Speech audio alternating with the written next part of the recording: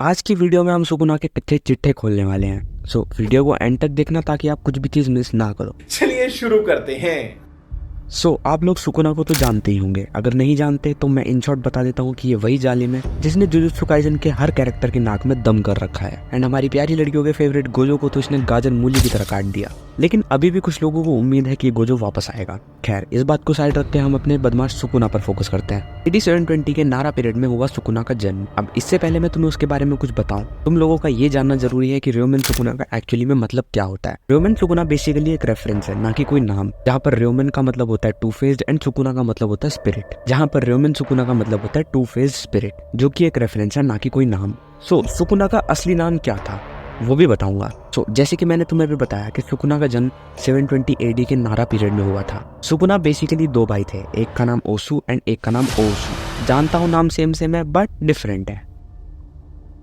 इन दोनों भाइयों की एक खास बात थी, ये दोनों एक दूसरे से बिल्कुल अपोजिट थे। एक का नेचर हमेशा चिड़चिड़ा एंड दूसरा बेचारा भोला वाला। जहाँ तक बात है इनकी बॉडी की, तो ये दोनों भाई एक दूसरे से जुड़े हुए पैदा हुए थे। हाँ, तुमने बिल्कुल सही सुना। ये बेसिकली में एक शरीर बट दो सर एंड चार हाथ थे, जैसे कि हमारे जुजुत्सु काइसेन का सुकुना बनता जा रहा है। तो इन बच्चों का ऐसा पैदा होना एक अब नॉर्मेलिटी थी। बट उस टाइम के लोगों में कहाँ इतना दिमाग था। उनको हमेशा से ही लगता रहा कि ये कोई श्राप है जो इनको मिला है एंड ये समाज के लिए अच्छे नहीं है। एंड वहाँ के राजा ने भी इन दोनों को पकड़ने का आदेश दे दिया। वो इनको पकड़ के जरूर प्रिजन में डालकर इनको टॉर्चर करता एंड एंड में मार देता। लेकिन जो ओसु था, हाँ वही अच्छी पर्सनैलिटी वाला, वो इन बातों का जरा भी बुरा नहीं मानता था। एंड इससे पहले राजा उनको पकड़ लेता, वो दोनों उस रीजन को छोड़ के भाग गए। जो ओसु था वो काफी ज्यादा रिलीजियस था एंड बुद्धिज्म को काफी ज्यादा मानता था।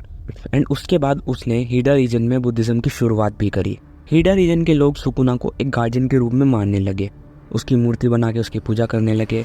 वहां पर भी सुकुना का बोलबाला था, बट एक अच्छी साइड वाला। एंड जैसे ही ये बात अब राजा को पता चली, उन्होंने झूठी कहानी बना के सुकुना एक वॉरियर है जिसके पास शैतानी शक्तियां हैं, ये बोल के सुकुना को एक वॉरियर जिसका नाम ताकेफुरुकुमा नो मिकोतो था, उसे बोलकर सुकुना को मरवा दिया एंड उसकी एक मम्मी बना के उसको काले बक्से में बंद करवा दिया। लेकिन सुकुना की जिंदगी की ये शुरुआत थी।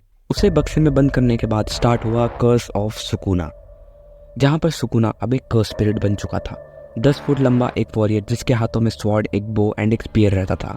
एंड वो फिजिकली काफी ज्यादा पावरफुल था। एंड ये जो पर्सनैलिटी सुकुना की थी, ये थी उसके दूसरे भाई ओसु की, जो कि राजा के उस डिसीजन से जरा भी खुश नहीं था एंड कत्ले आम मचाने लगा। जो भी उसके रास्ते में आता वो उन सबको ऐसे मिटा देता जैसे वो कुछ है ही नहीं। सुकुना एक के बाद एक कत्लेआम मचाता गया, बेरहमी से लोगों को मारता रहा। और माना जाता है कि सुकुना की स्पिरिट की जो दो पर्सनैलिटी थी, एक ओसु एंड ओसो, जो कि ऑब्वियस सी बात है, स्पिरिट बनने के बाद भी दो ही पर्सनैलिटी रहेंगी उसकी जो ओसु वाली पर्सनैलिटी, उसके सामने जो भी आता उसको मानो आशीर्वाद सा मिल जाता। एंड ओसु के सामने जो भी आता, मतलब ओसु यानी जो बुरे वाली पर्सनैलिटी है, उसके सामने जो भी आता वो मान लो उसकी जिंदगी का आखिरी पल है एंड उसकी जिंदगी में कर्सेस की बारिश आने लग जाती थी एंड उसकी जिंदगी बर्बाद होना तय है। और ये दोनों एक दूसरे से काफी ज्यादा नाखुश थे। ओसु हमेशा ओसु को मारने की कोशिश करता था कि ये कहीं मुझ पर काबू ना पाले, और हमेशा ही उसका सर काट देता था। बट ओसु जो था वो कभी इतना ज्यादा ताकतवर था ही नहीं कि वो ओसु को जान से मार पाए एंड उसको अपने ऊपर काबू होने से रोक पाए। जैसे कि जुजुत्सु काइसेन में हमारा यूजी है। शुरुआती दिनों में सुकुना ने बहुत कोशिश करी यूजी को वश में करने की। सुकुना कभी यूजी की विल पावर से ज्यादा स्ट्रॉन्ग था ही नहीं कि वो उस पर काबू कर पाए। Sukuna and Yuji same to same ओसु एंड ओसु की रीइंकार्नेशन है, एक जो कत्लेआम मचाता है और एक जो बेचारा सीधा साधा है। चलो ये सब बात की बात है, अभी हमें ये जानना है कि उसके बाद सुकुना का क्या हुआ।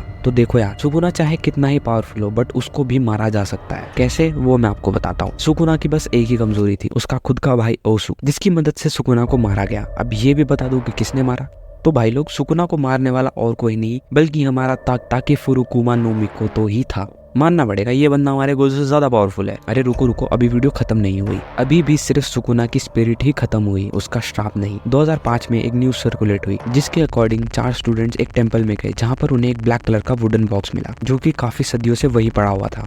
वहाँ के प्रीस्ट ने उन बच्चों को उस बॉक्स खोलने से बिल्कुल मना कर दिया था, बट वो तो स्टूडेंट्स थे, उन्होंने वो बॉक्स खोल दिया। अब उस बॉक्स के अंदर का खौफनाक नजारा देख के उनकी तशरीफ में से धुआं आ गया एंड वो लोग डर के बेहोश हो गए। अब उस बॉक्स के अंदर बेसिकली था क्या? उस बॉक्स के अंदर बेसिकली सुकुना की ही मम्मी थी, जिसका कर्ज शायद उन 4 स्टूडेंट्स को लग गया होगा। एंड देन फिर वो वहाँ का प्रीस्ट वापस आया एंड उस मम्मी को वापस अपनी जगह पर रख दिया। अब ये बंदा जिसका नाम मांडो कोबायाश है, इसने खुद एक मम्मीफाइड कॉर्प्स जिसके 2 सिर, 4 हाथ एंड 4 पैर थे, उसका जिक्र भी किया है। एंड ये भी बताया है कि उसके ही श्राप के कारण साल 1912 एंड 1926 में 7.9 मैग्नीट्यूड का भूकंप आया था। अब ये बात कितनी सच्ची है कितनी झूठी इसका तो मुझे भी थोड़ा थोड़ा डाउट हो रहा है, क्योंकि जापान में हमेशा ही भूकंप आते रहते हैं। भूकंप आना वहाँ की एक कॉमन चीज है। एंड फिर यही से गेगा कुतामी जेजेके के राइटर ने सुकुना की इंस्पिरेशन ली एंड सुकुना को बनाया। तो आज की वीडियो को इसी के साथ खत्म करते हैं एंड मिलते हैं किसी दूसरी वीडियो में। अब मेरी इतनी मेहनत के बाद में एक लाइक और एक सब्सक्राइब तो डिजर्व करता ही। सो थैंक्स फॉर वॉचिंग, और अगर तुमने सब्सक्राइब नहीं किया है तो कर दो।